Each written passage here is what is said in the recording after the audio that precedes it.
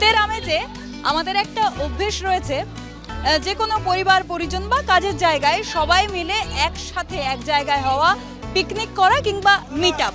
এখানেও তাই হচ্ছে, তবে এখানে গাছের মিটিং হচ্ছে। সারা পশ্চিমবঙ্গে যত গাছ আছে সব গাছ আজ এখানে এসেছে এবং একে অপরের সঙ্গে দেখা করছে। এবার এই গাছগুলোকে এনেছেন কারা? যারা গাছ পাগল, অফিসে চাকরি করেন কিংবা বিভিন্ন জায়গায় বিভিন্ন কাজে ব্যস্ত, তবুও সারাদিনের একটা নির্দিষ্ট সময় বার করে যারা গাছকে দেন, গাছের পরিচর্যা করেন, তারাই এখানে নিজেদের গাছ নিয়ে এসেছেন এবং দেখা, কেনা, একসাথে আনন্দ করা, উৎসব করা সবই হচ্ছে এই জায়গাটাতে। তাহলে চলুন কত গাছ এসেছে আর কোত্থেকে এসেছে একটু কথা বলি।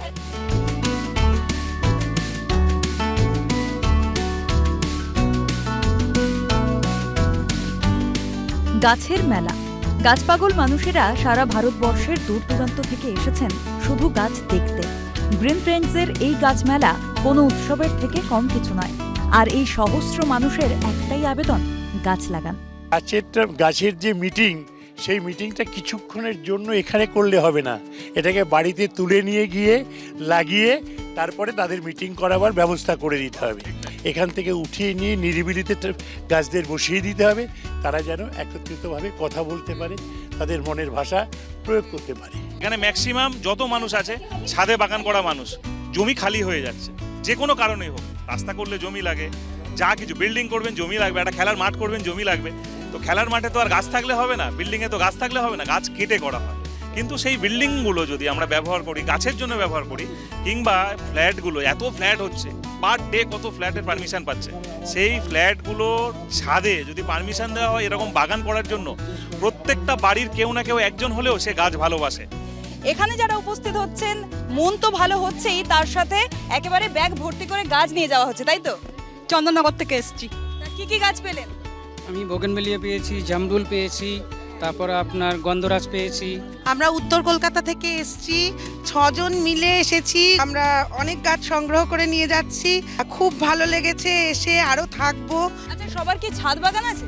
অবশ্যই আছে। এবার আপনারা যে গাছগুলো পেয়েছেন সবাই একসাথে একটু দেখান, আমরা দেখি কত গাছ। প্রত্যেকের কারুর না কারুর ছাদ বাগান আছে। এমন কোনো, এখানে যত লোককে আপনারা দেখছেন সবারই ছাদে ছোট হোক আর বড় হোক কিন্তু বাগান রয়েছে। এটা বলতে পারেন সবুজ পরিবার।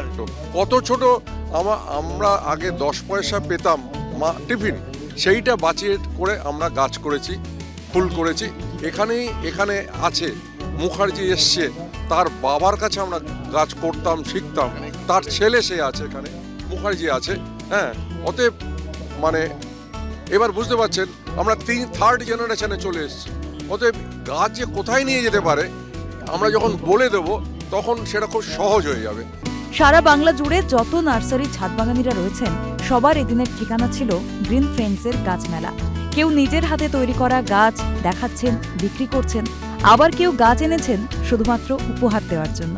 আজকে স্টল বিক্রি করাটা বড় উদ্দেশ্য না, এই এত স্টল, এত মানুষ, তো সবাই তো গাছটাকেই ভালোবেসে এখানে এসেছে।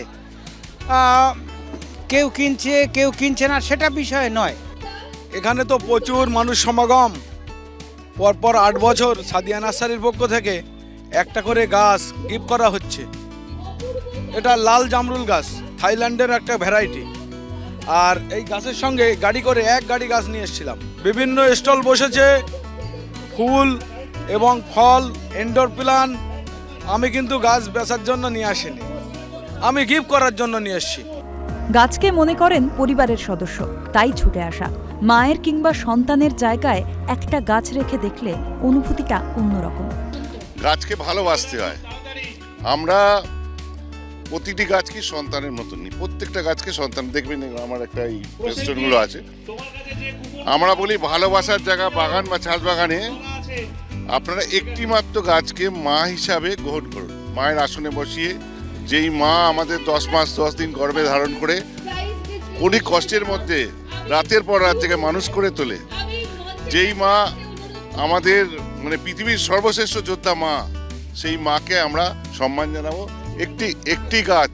একটি গাছ যাতে আমাদের বাগান বা ছাদ বাগানে থাকে। আমি তো গাছ ছাড়া, আমি বা আমার হাজবেন্ড গাছ ছাড়া বাঁচবো না। গাছ সকালে উঠেই তো আগে ওপরে যাই, বাগান আবার নতুন করে গড়ে তোলার প্রচেষ্টা চলছে আর কি। এত রকমের গাছ দেখছি, দেখে শেষ করাটা দুষ্কর।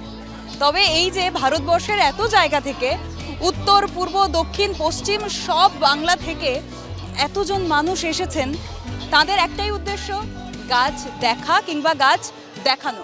কেউ গাছকে মায়ের মতো পুজো করছে, কেউ সন্তানের মতো প্রতিপালন করছে। তবে সবার বার্তাটা একটাই, গাছকে ভালোবাসুন, বেশি বেশি করে গাছ লাগান, পরিবেশটাকে রক্ষা করুন। আর যদি জিজ্ঞেস করেন আমাদের এখানে আসার উদ্দেশ্য, তাহলে আমাদের অনুষ্ঠান খেতে প্রান্তরে আপনারা রোজই দেখেন সকাল 7:30টায়। সেখান থেকে আমরা গাছ নিয়ে কাজ করি, গাছ ভালোবাসি, আমরা আমন্ত্রণ পেয়েছি, তাই এলাম, আবার আপনাদের সামনে এত ধরনের গাছ তুলে ধরলাম। ক্যামেরা সুরজিতের সঙ্গে পায়েল রায়, ক্যালকাটা নিউজ।